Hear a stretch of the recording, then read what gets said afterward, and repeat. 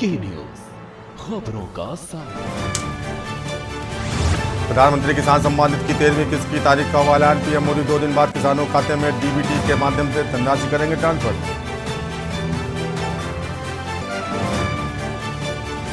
अमित शाह ने बिहार के चंपारण में रैली को संबोधित करते हुए सीएम नीतीश कुमार को लेकर दिया बयान। कहा, नीतीश के लिए बीजेपी ने हमेशा के लिए बंद कर दिए हैं दरवाजे।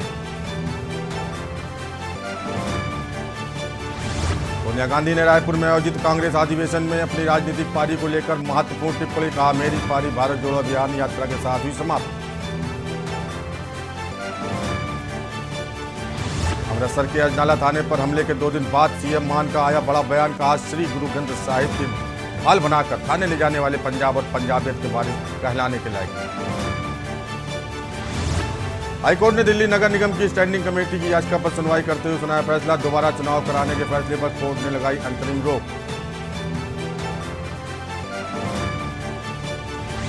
और 2 दिनों की भारत यात्रा पर शनिवार को नई दिल्ली पहुंचे जर्मन चांसलर ओलाफ स्कोल्ज। दिसंबर 2021 में चांसलर बनने के बाद ओलाफ की भारत की यह पहली सरकारी यात्रा।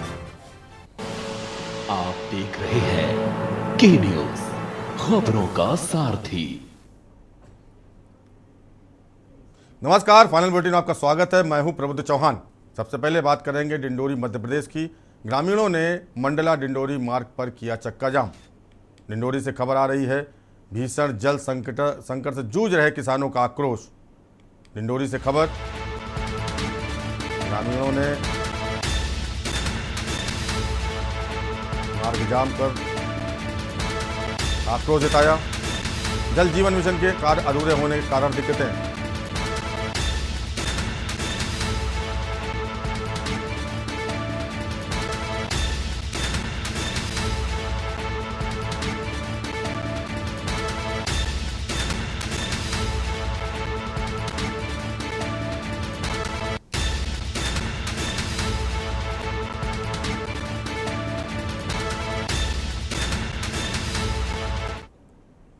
मध्य प्रदेश के सीधी जिले में शुक्रवार देर शाम बड़ा हादसा हो गया। मोहनिया टनल के पास ट्रक की टक्कर से 3 बसें पलट गईं। बताया जा रहा है कि हादसे में 14 लोगों की मौत हो गई। रीवा के एसपी मुकेश श्रीवास्तव ने बताया कुल 50 लोग घायल हुए हैं।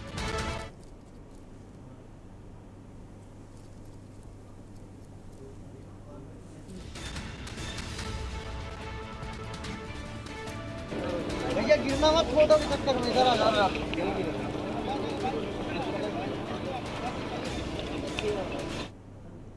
डिंडौरी जिले के विधानसभा क्षेत्र डिंडौरी के बजाग विकासखंड के आमा डोंगर गांव पहुंची विकास यात्रा में जिले के प्रभारी मंत्री डॉक्टर मोहन यादव, कैबिनेट मंत्री उच्च शिक्षा विभाग ने शिरकत की। मंत्री का ग्राम पंचायत आमा डोंगरी में ग्रामवासियों ने आदिवासी परंपरा और लोक नृत्य के साथ भव्य स्वागत किया। वहीं कार्यक्रम को कन्या पूजन से प्रारंभ किया गया। प्रभारी मंत्री ने मंच से प्रदेश सरकार की योजनाओं की जानकारी देते हुए मुख्यमंत्री शिवराज सिंह चौहान की जमकर तारीफ की और जनता से बार बार ताली बजाने का आग्रह किया।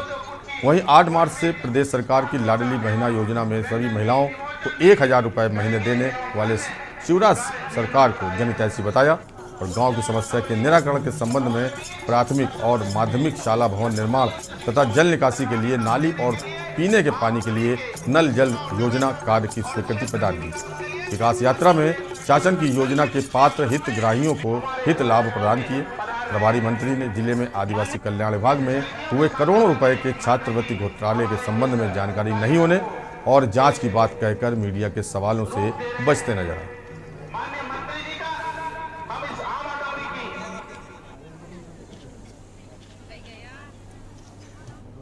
खबर चित्रकूट से है, जहां सतना जिले के मझगवां एक दिन में 2 तेंदुओं के शव मिले हैं।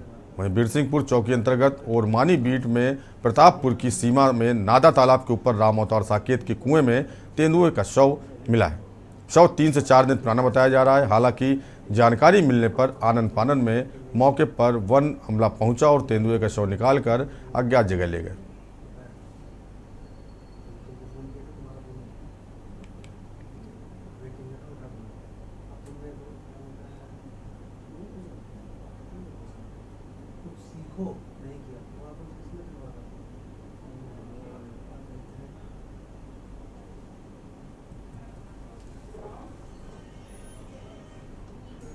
जबलपुर के कलेक्टर कार्यालय में मध्य प्रदेश कोटवार संघ भोपाल द्वारा लिखित ज्ञापन सौंपा गया।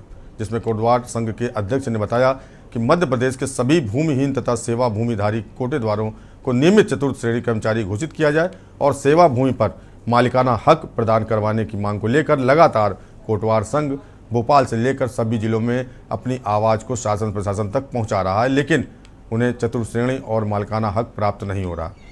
इसके लिए जबलपुर कलेक्ट्रेट कार्यालय पहुंचकर उन्होंने शांतिपूर्वक एसडीएम को ज्ञापन सौंपा, जिसमें संभाग के समस्त कोटेदार मौजूद रहे।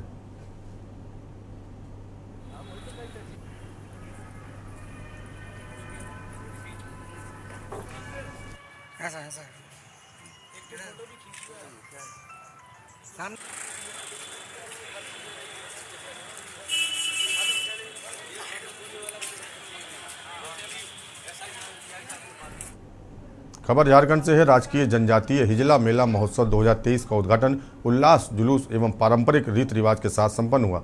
सांस्कृतिक वैभव का अलख जगाने वाला ये मेला आगामी 3 मार्च तक चलेगा। मेले के दौरान सांस्कृतिक कार्यक्रम, खेलकूद एवं विभिन्न प्रतियोगिताओं का आयोजन भी किया जाएगा। महोत्सव की शुरुआत से पूर्व हिजला मेला परिसर में स्थित माझी थान में विधिवत पूजा अर्चना की गई। मेले के उद्घाटन सत्र में रंगारंग सांस्कृतिक कार्यक्रम भी प्रस्तुत किए गए। इसके साथ ही छऊ नृत्य और नटवा नृत्य भी पेश किया गया। मेला क्षेत्र में झारखंड सरकार द्वारा आयोजित होने वाले इस राजकीय मेले में कृषि उद्योग, शिक्षा, मत्स्य कल्याण समेत कई सरकारी विभागों की प्रदर्शनी लगाई गई। उद्घाटन कार्यक्रम को संबोधित करते हुए शिकारीपाड़ा विधायक नलिन सोरेन ने उपस्थित सभी लोगों को हिजला मेला की शुभकामनाएं दी तथा मेले की महत्व को साझा किया।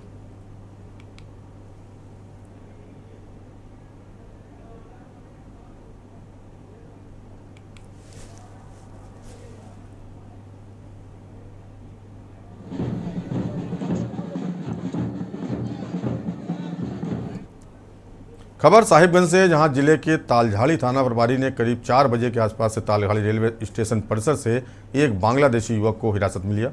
पुलिस की गिरफ्त में आए बांग्लादेशी युवक से जब तालझाड़ी थाना प्रभारी ने पूरी जानकारी ली तो उसने अपना नाम नाजमुल हवालादार, पिता इनायत हवालादार और जिला बागेरहाट के थाना मारिलगंज एवं स्टेट बांग्लादेश बताया। पुलिस की गिरफ्त में आए बांग्लादेशी युवक ने पुलिस के सामने कई बड़े बड़े खुलासे किए। उसने कहा कि भारत और बांग्लादेश के बीच सीमा समन्वय सम्मेलन सिलहट से बांग्लादेशी युवक को भारत में अच्छे लाभ देकर कोई सागर नामक गैंगस्टर व्यक्ति से 20,000 रुपये लेकर बॉर्डर पर तैनात जवानों की मिलीभगत से उसे पार कराकर भारत लाया गया। इसके बाद उसे काम दिलाने के बहाने भारत की राजधानी नई दिल्ली ले जाया गया, लेकिन बांग्लादेशी युवक दिल्ली से भागकर वापस अपने घर बांग्लादेश जाना चाहता था, लेकिन तालझाड़ी थाना पुलिस और जीआरपी पुलिस की मदद से युवक को हिरासत में लिया गया। हालांकि पुलिस उन सभी बिंदुओं की कड़ी को जोड़कर सभी साक्ष्यों को खंगाल रही है। जांच के बाद ही कोई खुलासा हो पाएगा।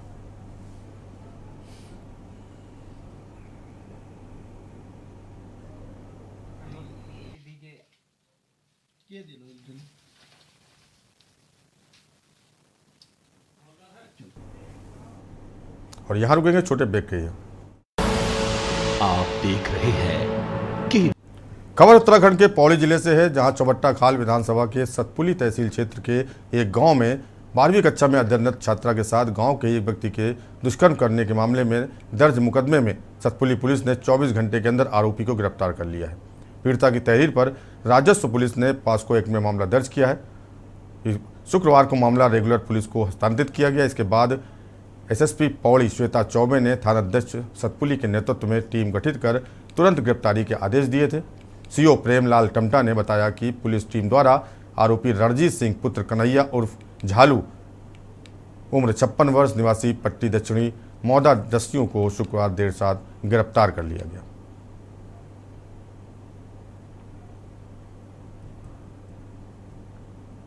एक लड़के के साथ दुराचार का था, जिसका मुकदमा राजो क्षेत्र में दर्ज किया गया था और इसकी विवेचना तुरंत जो है ट्रांसफ़र करके रेगुलर पुलिस को दिया गया, जिस पर रेगुलर पुलिस ने तुरंत एक्शन करके जो अपराधी था उसको तुरंत जो है गिरफ्तार किया है और गिरफ्तार करने के बाद उसे जो है न्यायालय में पेश किया गया है और उसके बाद उसको जो है जेल भेजा गया है। उत्तराखंड के पूर्व मुख्यमंत्री और महाराष्ट्र के पूर्व राज्यपाल भगत सिंह कोश्यारी ने कहा कि मैं सक्रिय राजनीति में नहीं आऊंगा, अब मैं उत्तराखंड को आत्मनिर्भर बनाने का काम करूंगा। वहीं उन्होंने पार्टी की सदस्यता से भी इनकार किया।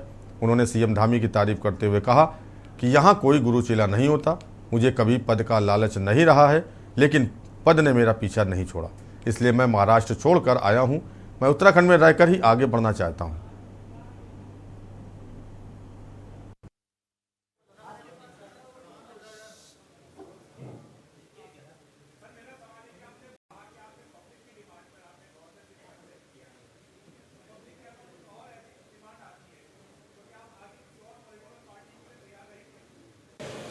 ये जो सक्रिय राजनीति है उससे दूर हो गया, पहली बात।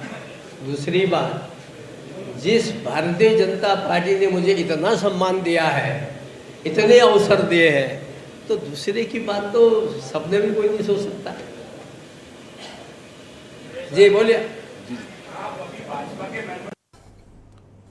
चारधाम यात्रा में दर्शन के लिए आने वाले श्रद्धालुओं को यात्रा के लिए रजिस्ट्रेशन की अनिवार्यता और यात्रियों की सीमित संख्या को लेकर Shri Kedarnath hotel owners association ने केदार घाटी के सीतापुर में विरोध प्रदर्शन किया। शनिवार को केदार घाटी के सभी होटल व्यवसायी होटल एसोसिएशन अध्यक्ष प्रेम गोस्वामी के नेतृत्व में सीतापुर बाजार में एकत्र हुए। सरकार द्वारा चारधाम यात्रा में रजिस्ट्रेशन की अनिवार्यता और यात्रियों की सीमित संख्या को लेकर सभी व्यवसायियों ने बाजार में जुलूस निकालकर अपना विरोध प्रकट किया। व्यापारियों का कहना है कि सरकार ने रजिस्ट्रेशन की अनिवार्यता एवं यात्रियों की सीमित संख्या कर दी है, इससे होटलों में बुकिंग कैंसिल होने लगी है, साथ ही भक्तों को भगवान के दर्शन करने से रोक दिया जा रहा है। हम सभी इसका विरोध करते हैं। आखिर में केदार घाटी के सभी होटल व्यवसायियों द्वारा जुलूस प्रदर्शन कर सीतापुर पार्किंग बाईपास पर सरकार का पुतला दहन कर अपना विरोध दर्ज कराया गया। व्यवसायियों ने बताया कि उनकी मांगों पर सरकार द्वारा जल्द ही कोई निर्णय नहीं लिया जाएगा तो उन्हें जन आंदोलन के लिए भी बाध्य होना पड़ेगा। नमस्कार। जैसे कि आपको विदित होगा कि चारधाम यात्रा शुरू होने में अब कुछ ही दिन बाकी हैं और सरकार ने इस वर्ष भी ऑनलाइन पंजीकरण की अनिवार्यता और सीमित संख्या की बाध्यता को बरकरार रखा है। हमारा सरकार से निवेदन है कि इसको जो हमारी मांगे हैं कि ऑनलाइन रजिस्ट्रेशन की प्रक्रिया को समाप्त किया जाए और धाम में आने वाले श्रद्धालुओं की जो सीमित संख्या है उसकी बाध्यता है उसे समाप्त किया जाए। आज चारधाम होटल एसोसिएशन ने सरकार के इस फैसले के खिलाफ एक जन आंदोलन किया और सरकार का और पर्यटन मंत्री का पुतला फूंका। व्यवसायी सड़कों पर हैं, विरोध प्रदर्शन कर रहे हैं। सरकार अपनी नीतियां सुचारू रूप से नहीं चला पा रही है। चारधाम यात्रा जल्द ही 1 महीने के बाद शुरू होने वाली है, लेकिन प्रशासन अपनी तैयारियों के खामियाजे के कारण प्रशासन लोकलों पे दबाव डालने की कोशिश कर रही है कि एक यात्रा को सीमित तरीके से चलाया जाए, रजिस्ट्रेशन की बाध्यता रखी जाए। लेकिन अगर इस तरीके से यात्रा चलाई जाएगी, यात्री दूर दूर से अपनी उम्मीदों को लेकर आएंगे और उनको आधे रास्ते से लौटा दिया जाएगा, या इस बाध्यता के चक्कर में व्यवसायियों का व्यवसाय नहीं हो पाएगा। इसके विरोध में सभी लोग आज सड़कों पर हैं और हम प्रशासन से निवेदन करेंगे कि जल्द से जल्द इस रजिस्ट्रेशन की बाध्यता को हटाया जाए, ऑफलाइन रजिस्ट्रेशन शुरू किया जाए और व्यवस्थाएं चारों धामों में जो सुचारू रूप से व्यवस्थाएं होनी चाहिए उन व्यवस्थाओं को बनाएं। रुड़की के सिविल लाइंस स्थित निजी होटल में भाजपा प्रदेश प्रवक्ता वीरेंद्र बिष्ट ने पत्रकार वार्ता का आयोजन किया। पत्रकारों से वार्ता करते हुए उन्होंने कहा कि भारतीय जनता पार्टी मुख्यमंत्री धामी के नेतृत्व में प्रदेश के विकास के लिए तथा इस देवभूमि को मजबूत और सशक्त करने के लिए कार्य कर रही है। बीते दिनों प्रदेश के मुख्यमंत्री पुष्कर सिंह धामी ने अपनी जो निर्णय लिए हैं उसी को मीडिया के माध्यम से जनता तक पहुँचाने के लिए वो यहाँ पर आए हैं। उन्होंने कहा ये नकल विरोधी कानून बिल बेरोजगारों और मेहनती युवाओं के लिए मील का पत्थर साबित होगा। पिछले कुछ सालों से कुछ लोग पेपर को लीक कर रहे थे और नौकरियों को पैसे में बेच रहे थे। अब इस कानून से ऐसे लोगों के खिलाफ सख्त कार्रवाई की जाएगी। उन्होंने बताया कि उत्तराखंड का प्रत्येक युवा सीएम धामी को नकल विरोधी कानून लाने पर खुश है। मुख्यमंत्री धामी ने भ्रष्टाचार पर लगाम कसने का काम किया है। उन्होंने कहा कि कांग्रेस सरकार में कभी ऐसा नहीं और ना ही ऐसा कोई कानून बना और ना ही भ्रष्टाचार पर कोई लगाम कसी गई, लेकिन अब भर्ती घोटालों के नाम पर कांग्रेस तुच्छ राजनीति कर रही है। जब लगातार जांच और कार्रवाई हो रही है उसके बावजूद सीबीआई जांच की मांग की जा रही है। हम कांग्रेस लोगों को बताना चाहते हैं। उन्होंने कहा कि अगर भविष्य में कांग्रेस संतुष्ट नहीं होगी तो सीबीआई जांच भी हो सकती है।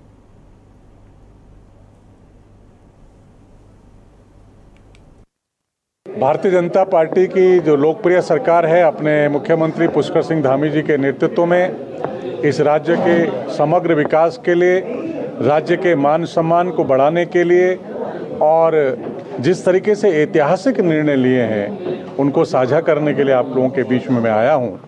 हमारी सरकार ने इस राज्य में समान नागरिक संहिता जो कानून लेकर हम आए हैं, जो धर्मांतरण पर हम बहुत कठोर कानून बनाकर लेकर आए हैं, और जो नकल विरोधी कानून अभी सरकार लेकर आई है, ये भूतो न भविष्यति, इन सारे कानूनों का राज्य जो देश के अन्य राज्य हैं वो भी अनुसरण कर रहे हैं। विकासनगर के एक निजी स्कूल में पढ़ने वाले 4 साल के मासूम बच्चे को स्कूल की टीचर द्वारा बड़ी ही बेरहमी से पीटने का मामला सामने आया है, जिस पर शिक्षा विभाग स्कूल प्रबंधन के खिलाफ नियमानुसार कार्रवाई की बात कह रहा है। तो वहीं स्कूल प्रबंधक ने मामला बढ़ता देख आरोपी स्कूल टीचर को स्कूल से निकाल दिया है। साथ ही स्कूल प्रबंधन ने अपने खर्चे पर बच्चे के इलाज की बात भी कही है। मामला विकासनगर अंतर्गत बाबूगढ़ में स्थित Vikas valley international junior high school में पढ़ने वाले बच्चे का है, जिसमें पढ़ने वाले बच्चे के परिजनों का आरोप है कि स्कूल में पढ़ाने वाली एक टीचर ने उनके बच्चे के साथ कुछ रोज़ पहले मारपीट की थी, जिस पर उन्होंने कोई गौर नहीं किया। लेकिन इस बार उसी टीचर द्वारा उनके बच्चे की गलती उनको बिना बताए बड़ी बेरहमी से पीटा गया, जिस कारण उसके शरीर में निशान पड़ गए। मामला बढ़ता देख स्कूल प्रबंधक और आरोपी टीचर द्वारा माफ़ी मांगने की बात भी सामने आई है, जिसको लेकर स्कूल प्रबंधक का कहना है कि आरोपी टीचर ने अपनी गलती मान ली है और तत्काल उसे स्कूल से हटा दिया गया है। साथ ही बच्चे के परिजनों को हर संभव मदद दी जाने की बात कही है। हमें इस बारे में पता चला, हमने टीचर को जो है तुरंत टर्मिनेट कर दिया और इस चीज़ की जो है स्कूल में जो बच्चे के साथ पिटाई हुई उसकी जिम्मेदारी हम एज अ प्रबंधक लेते हैं। बाकी हमने जो है जो बच्चे का इलाज वगैरह होगा उसकी पूरी जिम्मेदारी जो है स्कूल लेगा। ये बच्चे का क्या नाम है, स्कूल का मामला है। क्या नाम है, हमारा बच्चा स्कूल में गया तो क्या नाम परसों भी पैरों के डंडे पे क्या नाम है तले पे मारा था, और फिर उसके बाद अगले दिन भी क्या नाम है स्कूल में हम गए लेने, तो क्या नाम है घर पर लेके आए तो घर में बच्चे ने बताया ही नहीं कि क्या हुआ क्या नहीं। जब हमने उसके कपड़े उतारे तो दोनों पाँव पे डंडे के निशान और बिल्कुल नीले पड़े थे। तो क्या बच्चे ने आपके ऐसा कुछ बताया कि टीचर ने डराया हो, धमकाया हो कि घर पे नहीं बताना? बिल्कुल डराया है सर। ये अभी विकास वैली जूनियर हाई स्कूल का बताया, अभी मेरे संज्ञान में आया ये जो भी वीडियो देखी मैंने, तो वास्तव में बड़ी वैसी है ये, और इस तरह का जो व्यवहार है बच्चों के साथ नहीं होना चाहिए। और जो भी दोषी है अध्यापक या प्रधानाचार्य जांच करेंगे, कार्रवाई करते हैं उसके खिलाफ। तो इसमें जो है टीचर पे जिसने पिटाई की उस पर कार्रवाई होगी या विद्यालय पे कार्रवाई होगी, क्या है इसमें? नहीं, जो दोषी है दोषियों के खिलाफ कार्रवाई होगी। धामी सरकार के निर्णय के बाद विधानसभा सचिवालय ने ग्रीष्मकालीन राजधानी गैरसैंण में बजट सत्र की अधिसूचना जारी कर दी है। गैरसैंण के भराड़ीसैंण स्थित विधानसभा भवन में 13 मार्च से सत्र शुरू होगा, जबकि 15 मार्च को सरकार बजट पेश करेगी। धामी सरकार के बजट में रोजगार और फोकस होगा। इसके साथ ही सरकार अवस्थापना विकास, पर्यटन, औद्योगिक विकास, खेती और उद्यानिकी पर ज़्यादा जोर देगी। माना जा रहा है कि धामी सरकार का बजट सशक्त उत्तराखंड 2025 की दिशा को तय करने वाला होगा। वहीं धामी सरकार जनता के सुझाव आमंत्रित कर सुझावों के अनुसार बजट तैयार कर रही है। एक तरफ जहां सरकार इस बजट सत्र को ऐतिहासिक बनाने की कोशिश में है, तो दूसरी तरफ विपक्ष की ओर से सवाल खड़े किए जा रहे हैं। विपक्ष का कहना है कि सरकार का खजाना खाली है, सरकार सिर्फ सुर्खियां बटोरने का काम कर रही है। देखिए खास रिपोर्ट।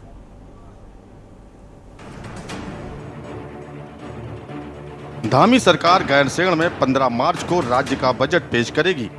सरकार के निर्णय के बाद विधानसभा सचिवालय ने ग्रीष्मकालीन राजधानी गैरसैंण में बजट सत्र की अधिसूचना जारी कर दी है।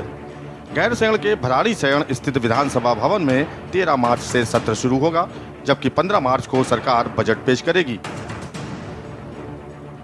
धामी सरकार के बजट में रोजगार पर फोकस होगा। इसके साथ ही सरकार अवस्थापना विकास, पर्यटन, औद्योगिक विकास, खेती व उद्यानिकी पर ज्यादा जोर देगी। माना जा रहा है कि धामी सरकार का बजट सशक्त उत्तराखंड 2025 की दिशा को तय करने वाला होगा। वहीं धामी सरकार जनता के सुझाव आमंत्रित कर सुझाव के अनुसार बजट तैयार कर रही है। निश्चित रूप से बजट पर केंद्रीय बजट की का प्रभाव भी होगा। जिस प्रकार से केंद्र में गांव, गरीब, किसान, महिलाएं, नौजवान, युवक, व्यापारी, सैलरीड पर्सन, यानी हर वर्ग का ख्याल रखा गया है और हर वर्ग को उसमें संतुष्टि मिली है। उसी प्रकार से जनता की राय ली गई है, तो जनता की राय के अनुरूप संसाधनों के अनुसार हमारे उत्तराखंड का बजट भी, जो हमारा लक्ष्य है 2025 में उत्तराखंड को देश का अग्रणी राज्य बनाना, उसको परिलक्षित करने वाला बजट होगा। एक तरफ जहां धामी सरकार इस बजट सत्र को ऐतिहासिक बनाने की कोशिश कर रही है, तो वहीं दूसरी तरफ विपक्ष की ओर से सवाल खड़े किए जा रहे हैं। विपक्ष का कहना है कि सरकार का खजाना खाली है, सरकार सिर्फ सुर्खियां बटोरने का काम कर रही है। वहीं विपक्ष ने बीजेपी पर गैरसैंण की उपेक्षा का आरोप लगाया है। 13 तारीख से आहूत बजट सत्र में धामी सरकार से प्रदेश की जनता की बहुत सारी अपेक्षाएं, और सरकार दावे कर रही है कि इस बार का बजट ऐतिहासिक होगा और हमने जनता से तमाम रायशुमारी की है। लेकिन प्रदेश में पिछली बार भी सरकार ने यही दावा किया था कि जनता से रायशुमारी की, लेकिन फिर भी उस रायशुमारी का जमीन पर कहीं असर नहीं दिखा। जो उत्तराखंड में बेरोजगारों की मांगे हैं कि उनको रोजगार मिले, उसके लिए बजट में प्रावधान होनी चाहिए, और उत्तराखंड में जो ग्रीन सेंस की मांग होती है उसके लिए सरकार क्या करती है ये भी देखना होगा। और पहाड़ में जो कृषि और बागवानी को बढ़ावा देने के लिए, कुटीर उद्योगों को बढ़ावा देने के लिए, उद्योगों को पहाड़ चढ़ाने के लिए सरकार की क्या योजनाएं होंगी, बजट में क्या प्रावधान किए जाएंगे, इस पर भी निश्चित तौर पर हमारी और प्रदेश की जनता की नज़र रहेगी। देखिए, आम आदमी पार्टी का स्पष्ट रूप से कहना है कि जो अगला बजट आना चाहिए वो जनता से वार्ता के बाद ही आना चाहिए। जिस प्रकार से भारतीय जनता पार्टी की सरकार अपना जो थोपने का काम, अपने निर्णय थोपने का काम कर रही है, वो एक दुख की बात है। और कहीं ना कहीं ये जो बजट आने वाला है, इसमें आम आदमी पार्टी ये मांग करती है कि भारतीय जनता पार्टी को जनता से बात करने के बाद ही इस बजट को लाना चाहिए। कुल मिलाकर चुनावी साल में उत्तराखंड में एक बार फिर से बजट सत्र पर सियासत शुरू हो गई है। एक तरफ जहां विपक्ष सरकार पर हमलावर है, तो वहीं दूसरी तरफ सरकार बजट को ऐतिहासिक बनाना चाह रही है। सवाल ये है कि जब सरकार सत्र को गैरसैंण में करने के साथ ही जनता के अनुरूप बजट तैयार कर रही है, तो ऐसे में विपक्ष क्यों सरकार की मंशा पर सवाल खड़े कर रहा है? क्या विपक्ष के पास राजनीति के अलावा कोई सुझाव भी है? क्या सिर्फ सरकार के कार्यों पर सवाल उठाना ही विपक्ष का काम है? Uttarakhand desk report. और फाइनल बुलेटिन फिलहाल इतना ही। बाकी